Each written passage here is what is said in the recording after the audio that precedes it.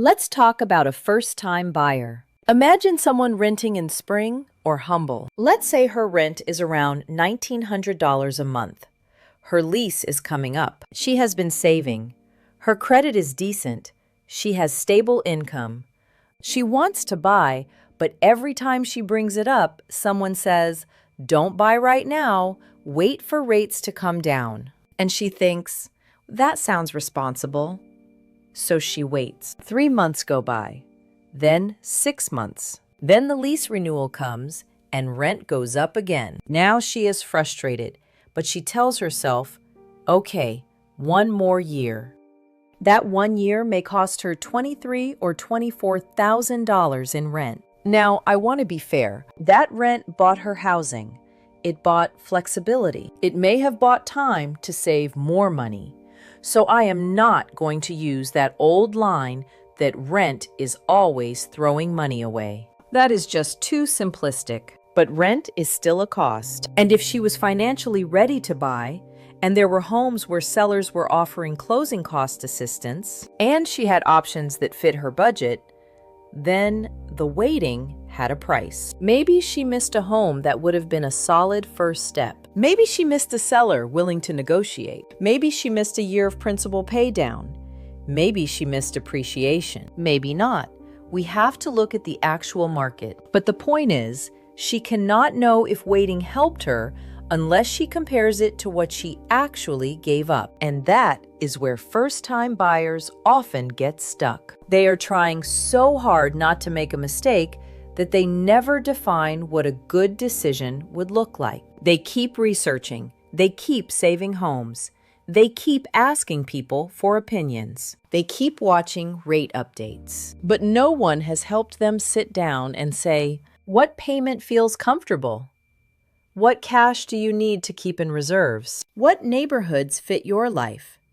What type of home would be a strong first purchase? What would make us walk away?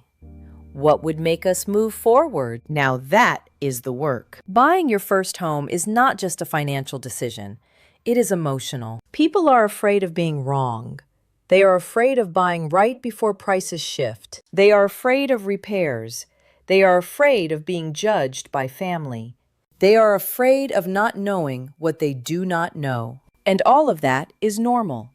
But fear is not the same thing as wisdom. Sometimes fear sounds very mature. It says things like, I'm just waiting for the market to improve. And sometimes that is true. But sometimes it means, I am overwhelmed and I do not know how to make this decision. That is a very different problem, and it needs a different kind of conversation. Now, move-up buyers are in a complicated position, and I have a lot of empathy for them, because if you own a home with a lower interest rate, it can feel almost irrational to move. You look at your current payment, and then you look at the payment on the next house, and you think, why would I do that to myself? That is a reasonable question. But there is another question I think people should ask too. What is it costing you to stay in a home that no longer fits? Not just financially, practically, emotionally, relationally. Maybe the house was perfect when you bought it, but life changed. Your family got bigger. Your work changed. Your children changed schools. Your parent needs to live with you. Your knees are tired of stairs. Your commute that used to be manageable now feels like it is taking over your week. And so, yes, the low rate is valuable. But is it valuable enough to keep living in a way that no longer works? Sometimes the answer is yes. Sometimes staying is the smart move. You keep the low payment, you renovate, you adjust, you wait. But sometimes the low rate becomes a kind of trap. A comfortable trap maybe, but still a trap. Let's say a family in the Klein area bought their home years ago.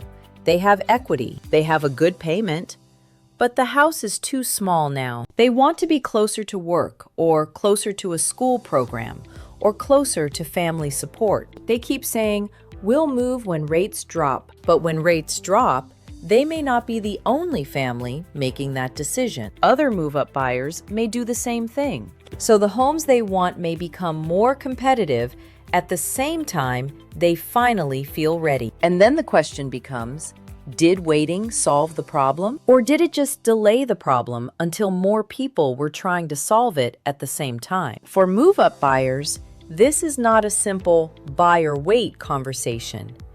It is a sequencing conversation. Can you sell first? Can you buy first? Do you need a lease back? How much equity do you really have after selling costs? What repairs should you do before listing? What payment on the next home is actually comfortable? Can we negotiate seller concessions on the purchase? Can we time the sale and purchase without putting you under too much pressure? This is where experience matters. Because move-up buyers are not just buying a house. They are unwinding one financial situation and stepping into another one. That has to be handled carefully. And honestly, sometimes the best answer is not yet. But sometimes the best answer is yes, but only if we structure it correctly. That is a much more useful conversation than simply saying, rates are high, so stay put. Now let's talk about sellers, because this rate myth affects them too. When buyers are waiting for rates to drop, some sellers interpret that as, there are no buyers. That is not accurate. There are buyers. They are just more selective. They are more payment sensitive. They are looking harder at condition, and they are looking harder at price. They are also looking harder at taxes and insurance. They are less willing to ignore repairs. And they are less forgiving when a home is priced like it is perfect, but shows like it needs work. A few years ago, sellers had more room for error. Not unlimited room, but more. You could sometimes have average photos, ambitious pricing, maybe a few maintenance issues, and buyers would still line up because inventory was tight and urgency was high. That trained some sellers to think the market would absorb almost anything. But this market is different. Buyers are asking, is this house worth the payment? That is the question sellers need to understand. Not just, do they like the kitchen? Not just, is the backyard nice? They're thinking about the full cost. If the roof is older, that matters. If the HVAC is aging, that matters. If the home is dark, cluttered, or dated, that matters. If the tax rate is high, that matters. If there is a newer or better prepared home nearby at a similar price, that really matters. So if you are a seller waiting for rates to drop because you think buyers will suddenly come back and pay whatever you want, I would be careful with that assumption. Lower rates may bring more buyers, but lower rates do not fix overpricing. They do not repair deferred maintenance. They do not make poor presentation invisible. They do not erase competition. The seller who wins in this kind of market is usually the one who understands buyer hesitation and removes as much friction as possible. That may mean pricing correctly from the beginning. It may mean doing repairs before listing. It may mean staging or better photography. It may mean offering concessions, but only where they make strategic sense. It may mean being honest about what the home is and what it is not. And I know that can be hard. Homeowners are emotionally attached. They remember what they paid. They remember the money they put into the house. They remember raising kids there. They remember the holidays, the projects, the sacrifices. So when the market says, this is what buyers are willing to pay, it can feel personal. But the market is not sentimental. Buyers may appreciate your home, but they are still doing math, and right now, the math is louder than it used to be. Investors are a little different. For an investor, the rate is not just about comfort. It affects the return. It affects cash flow. It affects the spread between income and expenses. It affects whether a property makes sense at all. So if an investor says, I'm waiting because the numbers do not work, that may be completely appropriate. I respect that.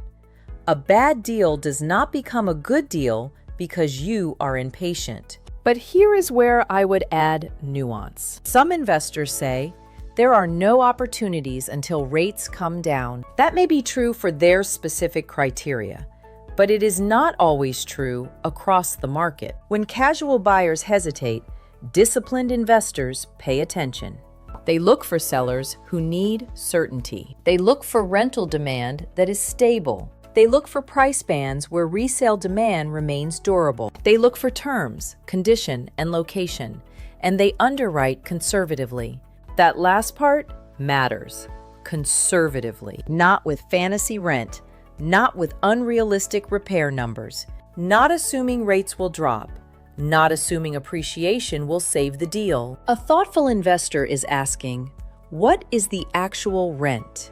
What is the vacancy risk? What are the taxes? What is insurance likely to cost? What repairs are immediate?